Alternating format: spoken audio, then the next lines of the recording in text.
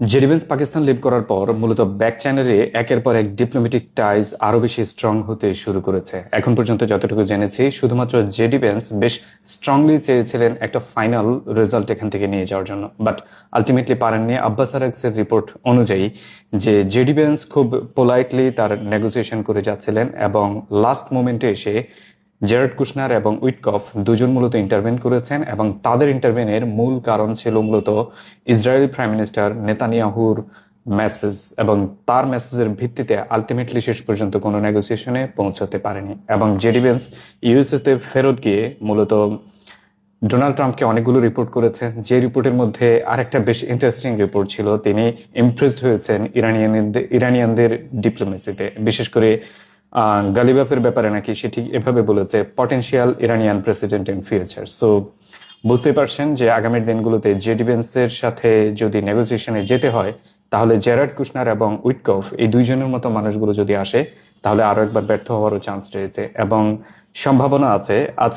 গতকালকে রাতে মূলত পাকিস্তানি রাইটার আরাশ আজিজ খুব ক্লোজলি লিখেছেন যে ডিপ্লোম্যাটিক চ্যানেলে যারা নেগোশিয়েট করে যাচ্ছিলেন তাদের ক্লোজ একজন তাকে নিশ্চিত করেছেন আগামী থার্সডে, বৃহস্পতিবার মূলত হচ্ছে আরেকবার শান্তি আলোচনায় বসতে পারে ইসলামাবাদেই। এবং আজকে আমি একটু আগে দেখলাম যে এটাই নিউজ করে গিয়েছে Al Jazeera. So that means হচ্ছে খুব দ্রুত সময়ে সম্ভাবনা আছে আরেকবার শান্তি আলোচনায় বসতে পারে এবং বসার একটা সম্ভাবনা তৈরি হয়েছে। ইন দ্য মিন টাইম মূলত আমেরিকান ব্লকেড গতকালকে রাত 8টা থেকে শুরু হয়েছে, এখনো চলমান রয়েছে। এই ব্লকেডে এখন পর্যন্ত আমেরিকা কোনো শিপকে ইন্টারভেন করেছে, ডিস্ট্রয় করেছে অথবা তাদেরকে ধরে নিয়ে গেছে এমন কোনো নিউজ আমরা আসলে এখন পর্যন্ত খুঁজে পাইনি। তবে একটা জিনিস পেয়েছি, ফার্স্ট টাইম গত 5-6 ঘন্টা আগে মূলত একটা Iranian ship international Hormuz strait cross করে ইন্টারন্যাশনাল ওয়াটারওয়েতে ঢুকেছে, কিন্তু সেটাকে ইউএসএ এখনো ইন্টারভেন করেনি। সো আলটিমেটলি যেদিকে যাচ্ছে American blocked against blocked, it's a ridiculous. এটা সত্যিকার অর্থে বেশ হাস্যকর পর্যায়ে চলে গেছে এবং এটা নিয়ে হাস্যরসই বেশি হচ্ছে। এবং এই ব্লকেডকে কেন্দ্র করে চায়না মূলত একটা স্টেটমেন্ট দিয়েছে, যে স্টেটমেন্ট আমেরিকার জন্য একটা সতর্ক বার্তা। চাইনিজ ডিফেন্স মিনিস্টার ডেন জন মূলত গতকালকে তার স্টেটমেন্টে ক্লিয়ার করে বলেছেন যে we have agreement with Iran. This is energy agreement. We are actually respecting the agreement and we will continue to support our agreement. We hope no one will intervene them. আপনি just imagine করেন, এটা actually clearly বুঝিয়ে দিয়েছে যে ইরানের সাথে আমাদের একটা এনার্জি এগ্রিমেন্ট রয়েছে, যে এগ্রিমেন্টের আন্ডারে আমরা ইরান থেকে ওয়েল বাই করব এবং তাদের কাছে আমাদের সেল যাবে এবং তাদের যে ব্লকেট সেটা আমাদের জন্য উন্মুক্ত। সো আমরা আশা করি এখানে কেউ ইন্টারভেন করবে না। সো এবার যদি কেউ ইন্টারভেন করে, চাইনিজ একজন ডিফেন্স মিনিস্টার যখন এভাবে বলে, এবং এটা আপনি জাস্ট ইমাজিন করে নেন আমেরিকার ভাগ্যে কি আছে এরপর যদি যদি এখানে ইন্টারভেন করে আর কি। সো এটা একটু সফটলি একটা সতর্কবার্তা আমেরিকাকে দিয়ে দিয়েছে যে চাইনিজ শিপের দিকে তুমি হাত বাড়িও না, যেটা আমি আসলে আমি আমার আগের ভিডিওতে ক্লিয়ারলি বলেছি যে চায়নাকে অ্যাকচুয়ালি ইন্টারভেন করার ক্যাপাসিটি ইউএসএ নেই এবং ইউএসএ এটা করতে গেলে নিজে বিপদে পড়বে। সো দ্যাটস অ্যাকচুয়ালি এটাই এখন চলছে এই মুহূর্তে। অ্যান্ড দেন হচ্ছে মিডল ইস্টার্ন কান্ট্রি, সৌদি আরব। ওয়াল স্ট্রিট জার্নালের রিপোর্ট আজকে, সৌদি আরব ডোনাল্ড ট্রাম্পকে ইনস্ট্যান্টলি সরাসরি বলেছে যে ব্যাক অফ করার জন্য ব্লকেট থেকে। রিজন হচ্ছে, যদি সৌদি আরব মূলত যখন পার্সিয়ান গলফে ওয়ার শুরু হয়ে যায় তখন হুতিদের সাথে সৌদি আরব মূলত একটা সিক্রেট ডিল করেছে। হুতিদেরকে তারা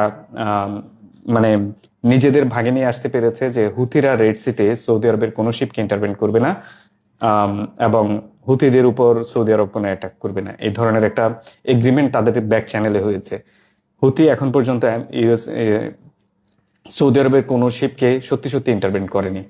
এখন যদি ইউএস এর এই ব্লকেড কন্টিনিউ হয় এবং ইরান যদি হুথিকে ব্যবহার করে, তাহলে রেড সি ব্লকেড হয়ে যেতে পারে।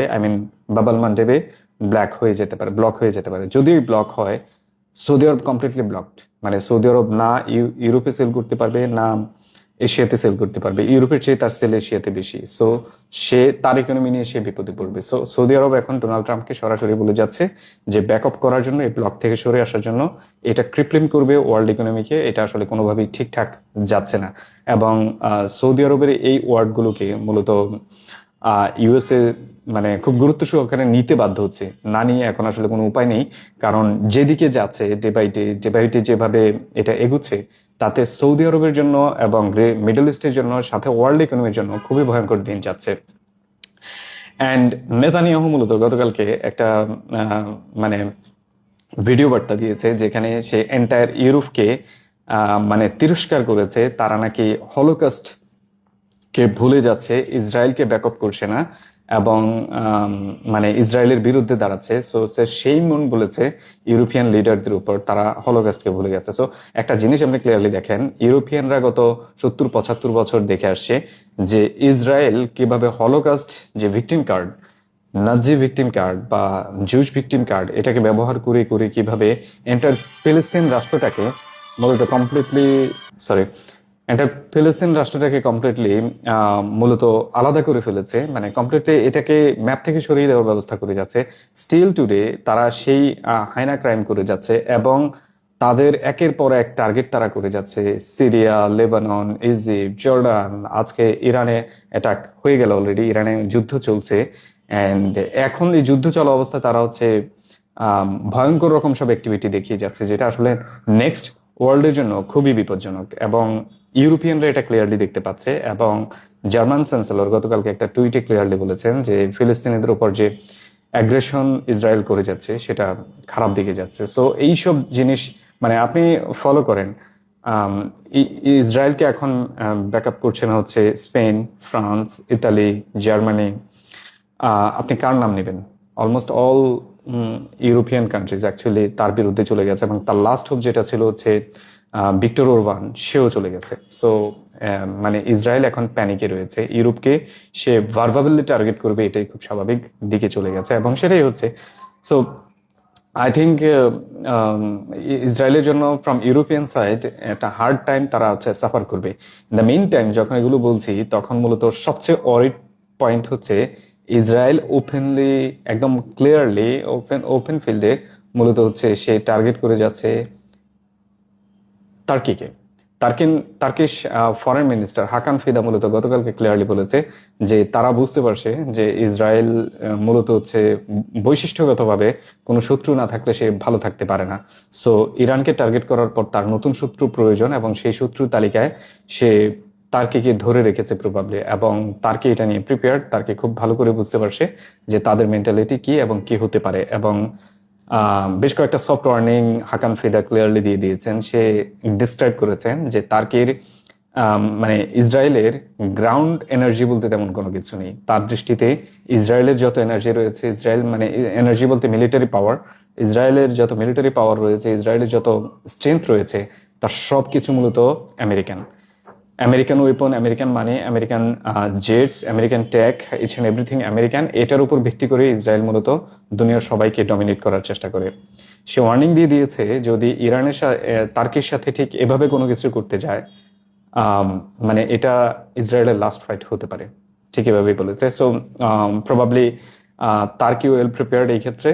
আপনি হয়তো অনেকভাবে আমাকে দেখবেন আমি এরদোয়ানের প্রচন্ড সমালোচনা করি, হুইচ ইজ ট্রু, এবং করার মতোই অনেকগুলো কাজ এরদোয়ান করেছে, but as a state Turkey এটা ডিফারেন্ট কেস। সো নেক্সট আসেন, আমি কয়েকটা নোট রেখেছি যেটার মধ্যে হচ্ছে ইরানকে ইউএসএ মূলত একটা দুইটা অপশন দিয়েছে। প্রথম অপশনটা হচ্ছে এনরিচড ইউরেনিয়াম আগামী 20 বছরের জন্য স্টক করে দেওয়া, দিলে ইউএসএ তার সব স্যাংশন রিমুভ করে দিবে, এবং তার ফাইন্যান্সিয়ালি ইনভেস্টমেন্ট প্রয়োজন হলে সেটাও করবে, এবং কোনো ধরনের ঝামেলায় পড়তে হবে না আগামী ফিউচারগুলোতে। হুইচ ইজ এখন পর্যন্ত যতগুলো ডিল অফার করেছে তার মধ্যে one of the best deal আমার দৃষ্টিতে। রিজন হচ্ছে এটা যদি করে, ইরান যে ভয়ঙ্কর ক্ষতির মুখে অলরেডি পড়ে গেছে, সেটা থেকে তারা হয়তো একটু রিলিফ পেতেও পারে। আমি জানি না তারা এটা মানবে কিনা, নাও মানতে পারে, না মানার চান্সটাই আমি বেশি দেখতে পাচ্ছি। অ্যান্ড দ্বিতীয় আরেকটা অপশন হচ্ছে রাশিয়া এবং ইউএস এর মধ্যে একটা নিউক্লিয়ার ডিল রয়েছে। ডিলের পার্ট হিসেবে রাশিয়াকে অফার করেছে, ইউএসএ রাশিয়াকে রিকোয়েস্ট করেছে ইরানের এনরিচড ইউরেনিয়াম তার কাছে নিয়ে নেওয়ার জন্য, যেহেতু সে ইউএসএ কে বিলিভ করে না, তার রাশিয়ার কাছে নিয়ে নেওয়ার জন্য। এবং ইরান যদি এতে সমর্থন হয় তাহলে, মানে এটা যদি এগ্রি করে, তাহলে ইরানের এনরিচড ইউরেনিয়াম হয়তো আগামী দিনগুলোতে রাশিয়াতে পৌঁছতে পারে, এরকম একটা কথাবার্তা চলছে, উইচ ইজ ব্যাক চ্যানেল টক। এখনো কনফার্ম হয়নি কোনো কিছুই। মানে রাশিয়ায় অফার পেয়েছে, ইরানের সাথে তাদের কোনো কথাবার্তা হয়নি, ইরানও এই অফারের ব্যাপারে কোনো কিছু বলেনি। সো এখন পর্যন্ত এটা এভাবেই চলমান রয়েছে। আম, সম্ভাবনা আছে যে নেক্সট দিনগুলোতে ইরান রাশিয়ার একটা কোলাবোরেশন হয়তো আপনি দেখতে পারেন। আবার যদি ইরান স্ট্রেট ফরওয়ার্ড হয় যে না, আমি আমার ইউরেনিয়াম কাউকে ছাড়বো না, তাহলে হয়তো আপনি কোনো কিছুই না দেখতে পারেন।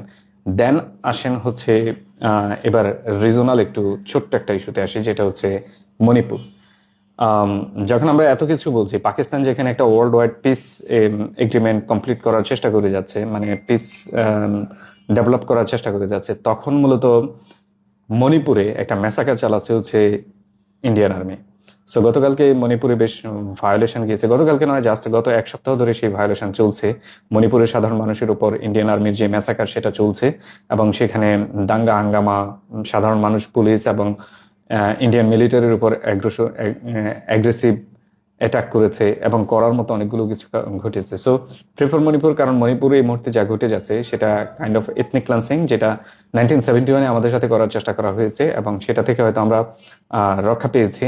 বাট এই রিজনে এখন সবচেয়ে বড় টেরর হয়ে গেছে যে স্টেট অফ ইন্ডিয়া, যারা হচ্ছে তাদের মানে তাদের যে সেভেন সিস্টারের যে কান্ট্রি, মানে কান্ট্রিগুলো রয়েছে, সহজ কথা আমি এদেরকে কান্ট্রি হিসেবে গণ্য করি এখন, তাদেরকে মূলত ম্যাসাকার করার চেষ্টা করে যাচ্ছে, তাদেরকে ডিস্ট্রয় করার চেষ্টা করে যাচ্ছে, এবং ইন্ডিয়া মনে করে যাচ্ছে তারা সেকেন্ড ইসরায়েল, এবং তারা কাইন্ড অফ অ্যাটাক সাধারণদের উপর করে যাচ্ছে, যেটা ইসরায়েল মূলত ফিলিস্তিনিদের উপর করে, এবং ইন্ডিয়া সেম জিনিসটা করে যাচ্ছে আজকে মণিপুরে, কিছুদিন আগে এটা ছিল হচ্ছে আসামে, ত্রিপুরাতেও আমরা সেম জিনিসটা দেখেছি, অ্যান্ড মানে অলমোস্ট অন এভরিহোয়ার, এবং কাশ্মীরে তো এটার কথা 70-80 বছর ধরে চলমান রয়েছে।